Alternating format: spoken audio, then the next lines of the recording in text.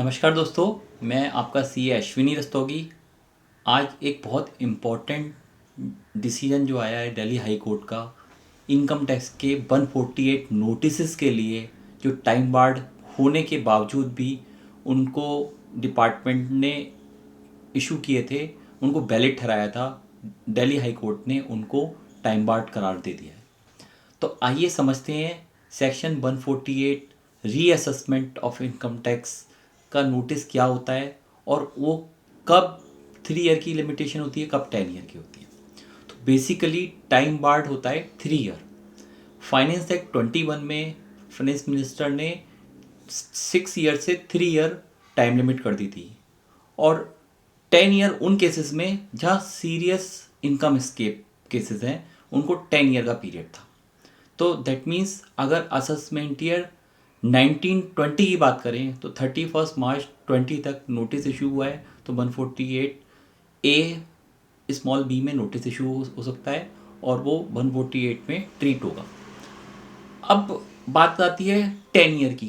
Department 10 year तक जा सकता है जब इनकम एस्केप का एविडेंस उसके पास है मोर देन 50 लाख, तभी वो 10 ईयर तक जा सकता है। तो लास्ट ईयर एक इम्पॉर्टेंट जजमेंट आई थी आशीष अग्रवाल की।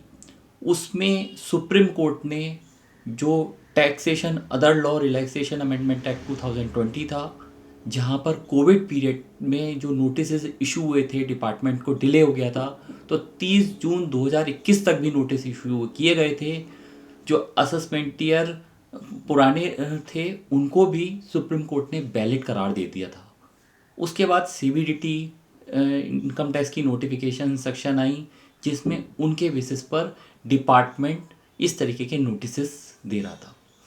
तो इनकम टैक्स डिपार्टमेंट की ये लिटिगेशन चल रही है, जहां पर डिपार्टमेंट ने असेसमेंट ईयर 16, 17, 17, 18 से रिलेटेड इनकम टैक्सेस नोटिस दिए हैं, जो 50 लाख से कम इनकम होने के बावजूद भी दिए गए हैं, और जिनकी टाइम लिमिट 3 ईयर से ज़्यादा है वहाँ दिए गए हैं। तो वहाँ पर एसएससी ने वेरियस हाई कोर्ट में ऑल ओवर इंडिया लेवल पर रिट पिटीशन फाइल की थी कि ये नोटिस इनवैलिड हैं, टाइम बार्ड हैं, नहीं होने चाहिए थे। तो ये लिटिगेशन चल रही थी।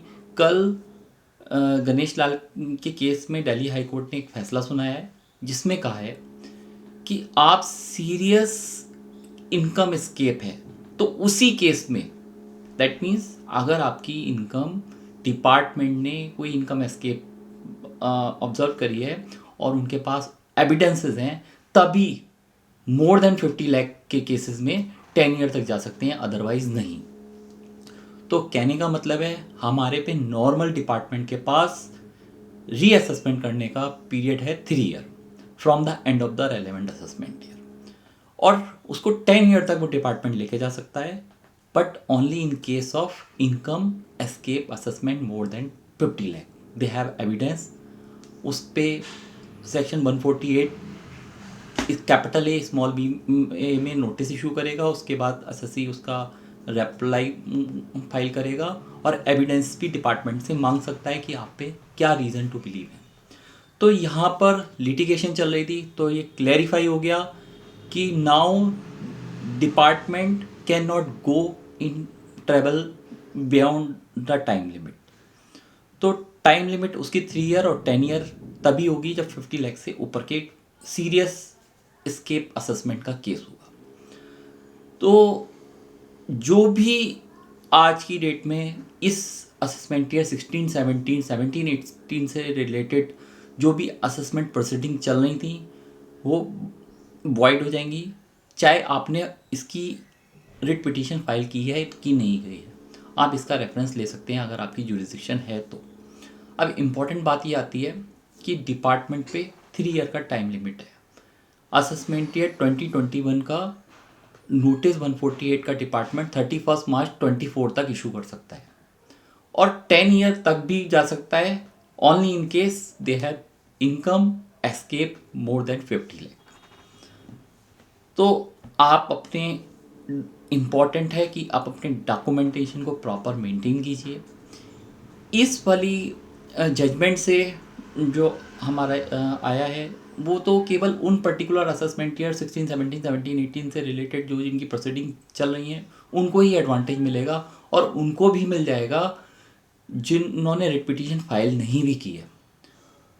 तो इम्पॉर्टेंट ये है आप अपने डॉक्यूमेंटेशन को प्रॉपर मेंटेन कीजिए। अगर कोई स्क्रूटनी असेसमेंट लगता है, आज की डेट में सब फेसलेस है।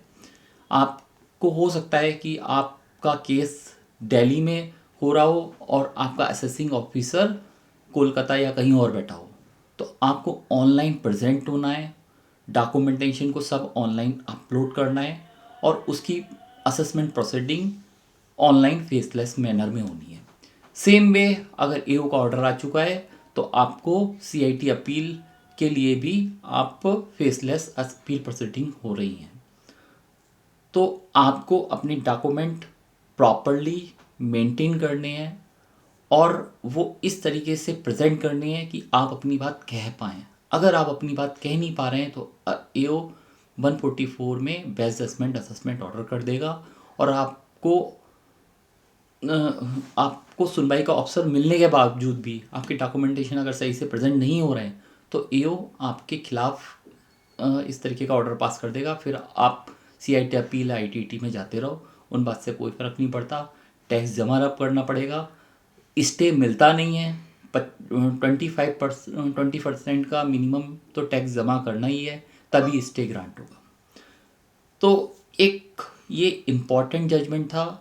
ये असेसमेंट ईयर 16, 17, 17, 18 से रिलेट करता था, उन केसेस के लिए था जिनकी assessment proceeding section 148 capital A small B में ओपन हुई थी 148 में, और उनको पुराने पीरियड के नोटिस 30 जून 2021 तक आए थे, और वो भी नोटिस आ गए थे जो less than 50 lakh income escape के थे कि डिपार्टमेंट उनको भी प्रोसीड करके चल रहा था।